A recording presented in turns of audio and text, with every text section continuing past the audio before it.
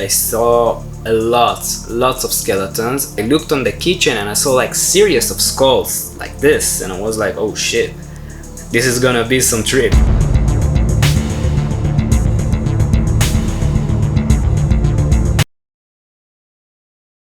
The most significant time that I took mushrooms was the fourth time, and it was the most visual and the sharpest experience that I ever had. I mean, the visuals were even more real than reality. The morning that I wake up, I didn't want to go.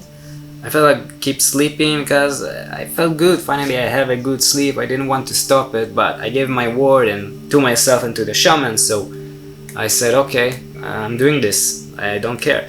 I woke up, got up from the house, and I was driving to the shaman's place. Now, in the middle of the driving, I get a phone call from him, and he tells me, "Hey, dude, what's up? Yeah, fine. How are you? Listen, I can't meet you today." I was like, "What do you mean you can't meet me today?" I was really quite forcing myself to get out from the house and moving towards your place. What's going on? And he told me he was joking, and he tells me he's waiting for me, but because I know this guy, he has abilities, he has almost telepathic abilities that when you feel something and when he thinks about you, he could actually feel what you're thinking. So I didn't quite believe in him because I think he actually felt me. So I arrived to his place and I told him, "Listen, did you really feel me? How that I didn't want to come this place this time?" Told me, no, it was a joke, but I still don't believe him. He tells me this time we're doing something different. I told him, okay, well, I was hoping for something different than some chocolate, you know. And he tells me today we're gonna drink it. I told him what, in tea? We're gonna make tea? No, close. I'm gonna put it in water, put some lemon, and I'm gonna give you 2 cups of hamel juice. Okay, what is that hamel juice? He tells me that the hamel juice is something that drains all the DMT from the mushrooms and it actually enhances the experience. So okay, I said okay, cool. But at some point I actually felt really threatened. I don't know why. It even happened before he told me about this tech. I'm about to cry and I'm not even sure why. And he tells me that's because the mind knows he's gonna get it today, you know? He saw me that I have little pain here in my neck. We saw him uncomfortable.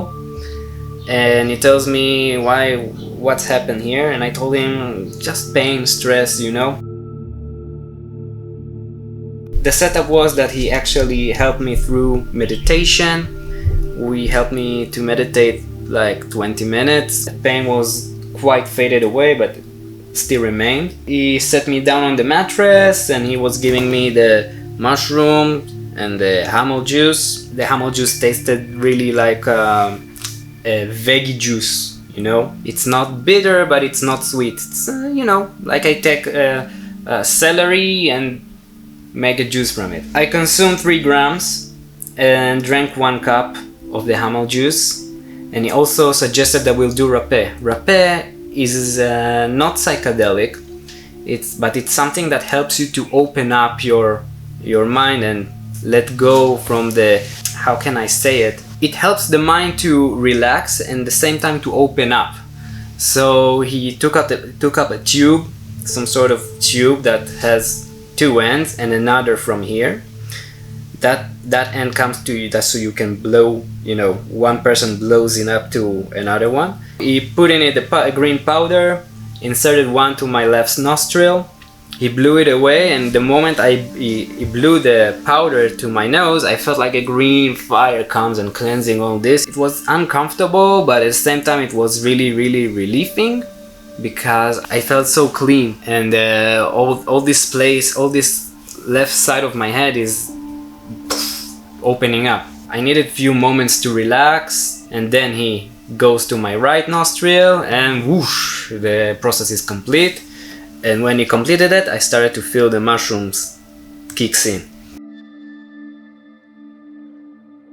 I was lying down on the mattress and he gives me a blanket, pillow with dry leaves with really good aroma, I think it's chamomile, and an eye cover. I was lying down and starting to feel the effects kicks in, and he looked at me, and I starting to feel like an electric wave comes from my feet towards my head, covering all my body, but it stops right here. So he looks at me and he said, "Is everything alright?" I told him, no, I just, this time I don't wanna go crazy, I wanna remain in my center. And he looks at me and he said, "Why? That's why you came from. Let loose, you're safe. You can do it." And I listened to him, and now another wave came, and I felt it again from my feet towards my head, and this time it covered my head. And the moment it covered my head, my eyes were closed. The moment it covered my head, I saw like an electric fireworks, and then I felt the effect takes in. So I was lying there, and he was guiding me. Ask the mushrooms what they want you to know. So I asked them, and they gave me 3 answers. 1, you're all creators, you come from light, you come from the ether, you come from source, and you have tremendous creative abilities. So when I tell you, you have tremendous abilities, you are a creator, you can do amazing things, it's not like that. The moment I hear them tell me this, I can actually feel it. I become part of source, I become part of all that ever is, So the moment I was there, I felt like, why are we all crying about? What is, we have problems? What are those problems? We are fucking creators, we have no limits. So I was been there in the section for the time I needed to be. I can't tell how much, because time doesn't exist when you're under this effect. I've been there and I felt like a creator, like can do all the things that I want with no limits. So the moment that passed out, now the second answer came, and I started to see, I saw lots of skeletons. Actually, I didn't mention it before. When the mushroom started to take effect, I had a little window from my eye cover, and I looked on the kitchen and I saw like series of skulls like this, and I was like, oh shit, this is gonna be some trip, I started to see lots of skeletons, lots of skulls. I've seen some even fictional characters from video game that looks like actually a king of the dead or something like that. But the one picture that really got burned into my mind is like a painting that you would see in churches.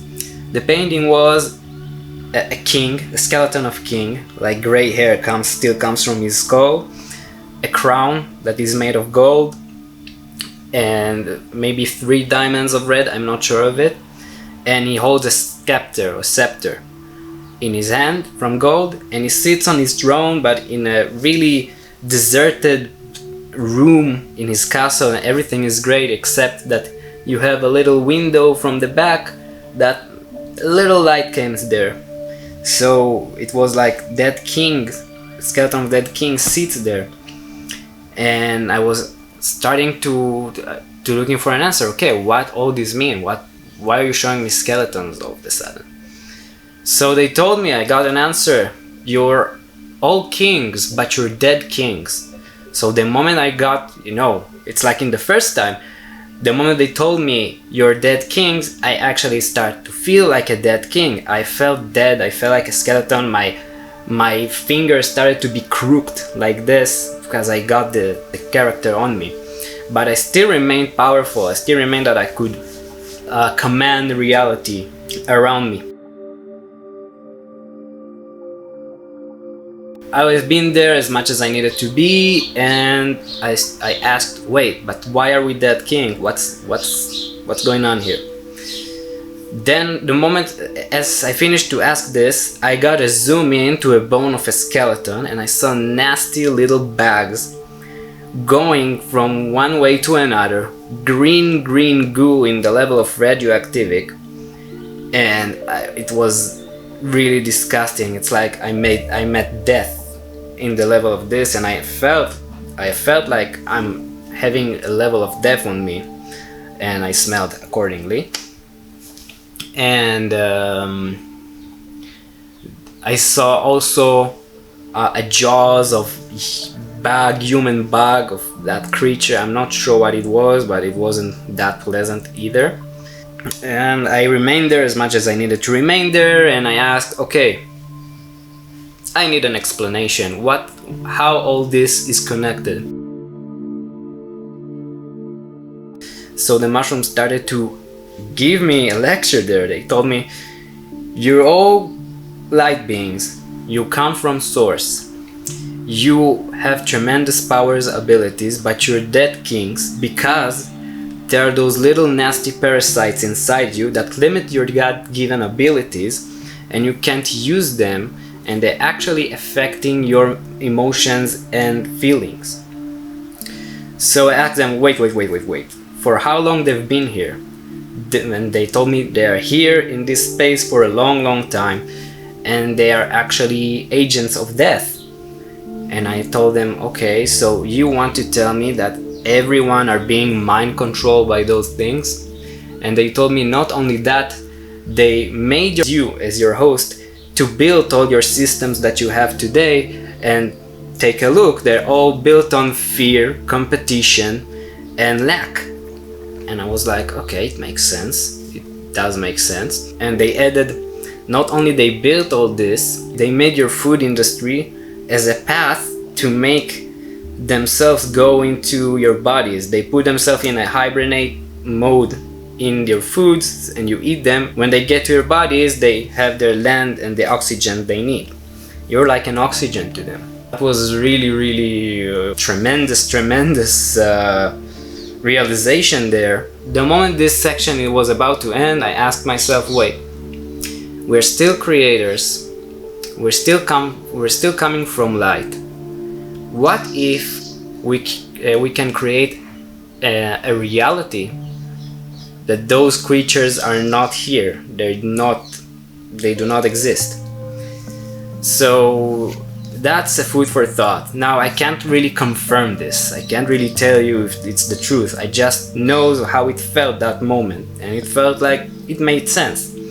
And I do believe there is some sort of force that wants humanity to be limited, because the moment it's, open up and gets its abilities back, that thing that is feeding on us won't be able to do so, and it will die. This section ended with death always wants life. We are life. We do not need anything but our environment. We are not parasitic. Those creatures are parasitic. They need something to live in. They need to suck out life from something else. I'll put it in a more ordered way. When you come here, you don't need to be near your mother tits all the time in order to survive to yield milk. It ends at some point. These guys always need a mammalian or something to be inside to live. That's why I said death always wants life.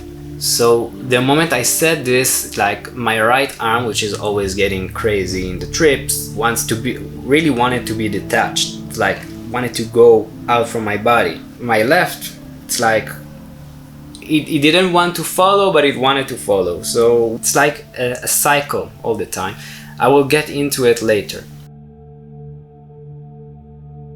I will tell you about the support and the beings that I saw in this trip. I saw lots of felines. I saw lions and lioness. I saw the avatars, the blue avatars.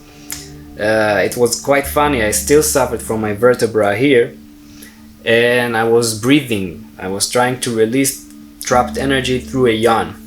Now I was lying on a lake, floating on a lake, and near my head there was a sidewalk, and I look up and I saw two blue avatars with two Chinese balloons, in the night. And the moment I released my trapped energy, it's like they use it to make their balloons fly. I'm not sure if if they were just there to support or use the opportunity, but they didn't seem bad at all, so I'll give them a pass. One curious thing that is always happening, a friend of mine or energy that resembles a friend of mine, a really far friend, and we're not talking on a daily basis, always comes into my trip in one way or another. This time I was in a cloudy yellow, purple and green colors, and I see her sitting on a moon in the shape of a banana with hat with 3 bells like a joker, and she was lying, one foot is like this, one foot is being dropped from the moon, and energy was like carefree, you know, it's all good my brother, come here, let's have some fun, calm fun, you know, it's not going crazy now. It's really fascinates to me why she's there. I'm not feeling anything to her, not consciously. It's really curious. I saw also another one, another Joker girl that resembles Harley Quinn, but she was dancing and like a cheerleader and this, she was like this and smiling, and it was nice. At some point I started to be in a portal, not in a portal, in a tunnel. I started to be in a tunnel, and I was moving in a tunnel in the same colors, it was shiny, and occasionally I would see portals on the walls of this tunnel, and I picked to one portal and I saw a picture or different reality of a woman sitting on a bench. Near her child is like 8 years old and she's like in the 20s or 30s. The grass underneath was really green, and it felt like Europe, and they're sitting near a castle that I can't see from the portal. Something clicked there and I said, wait a minute, there are 2 key moments when we release DMT in the highest, craziest amount, and it's in birth and death. I asked myself, wait a minute, when we die we see only blackness, then we see lines that I didn't tell about and will tell you now. I saw black, then lines, then they start to change color, then they change to some shape, colorful shape, and then they form a background, and then you go into a tunnel, and then you pick to which reality you want to manifest. Is that what's going on? So why in birth? Because in birth, as much as I guess, the integration happens because I as a soul integrates to a living thing. So in order for them to integrate, that thing needs to release the DMT so I can get into the body. This is just a guess. At some point I started to feel all my head, all the connection, the neurons in my brain are being connected.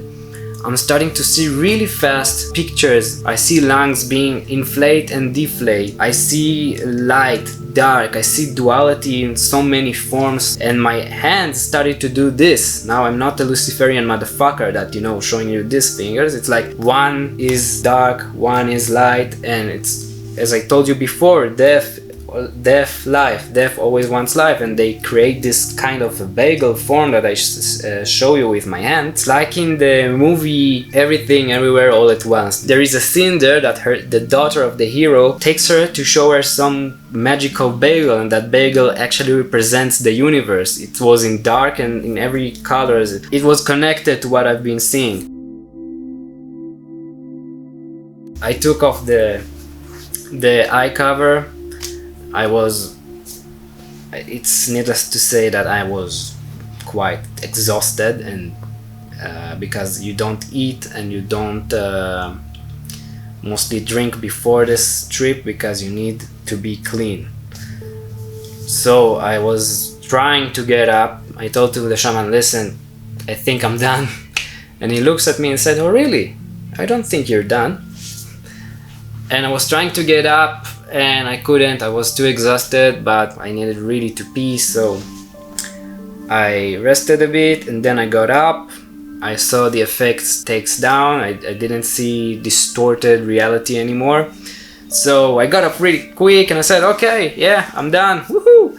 I'm going to the bathroom, standing in front of the toilet, and remember the wave that I told you about in the beginning? Now it came again. And the moment it came and covered me again, I felt really bad nausea. I mean, I really started, I need to puke there, but nothing happened. I finished my business, took down the water, and all I wanted to do is just to lay and put my head on something. So I put my head on the left of the left wall, and suddenly I feel really peaceful. I feel really like everything is fine, everything is good. But wait a minute, I was just standing in front of the toilet. Where am I? I see myself lying down with my right hand inside the toilet, which was disgusting. And the shaman heard that I fell, so he came calmly but quickly to see what happened. When he saw, he helped me to get up. I didn't want to leave the bathroom before I'm gonna wash my hand and a little bit of my face. And I got a little bit, I got dehydrated. He took pillows to make a pile of them, put my feet on them, give me a chocolate cube so I can regain some sugar. And I couldn't even swallow at that time, so even before that he tried to give me water, I couldn't swallow, so he gave me that chocolate. And he told me to suck that so the body will receive sugars and receive energy back. And it took some time because I didn't have liquids inside my head, inside my body. Then he tried to give me water to drink through a straw, but I couldn't because I had really bad nausea. So he made an apple juice. It was cold, it was nice, it was sweet, so the body would happily receive it. I was drinking, recovering liquids, hydrating myself. The moment I fainted, I didn't got panic. I was just, I felt I was fainting. I was okay, I'll get up, I'll go there. I didn't feel panicked about that. But the moment the effect was drained out, I didn't feel fear, but I was concerned that it would happen to me while I'm driving back home. Decided to remain in the shaman's house. He let me sleep there, and I woke up in the morning, told you thank you very much, I'll see you in the next one, and that's it. I left. It was really beautiful, unique experience. Thank you for watching this part. If it was really interesting for you and you want me to bring more of this content, please like and subscribe and let me know in the comment below. I really appreciate this. Thank you very much.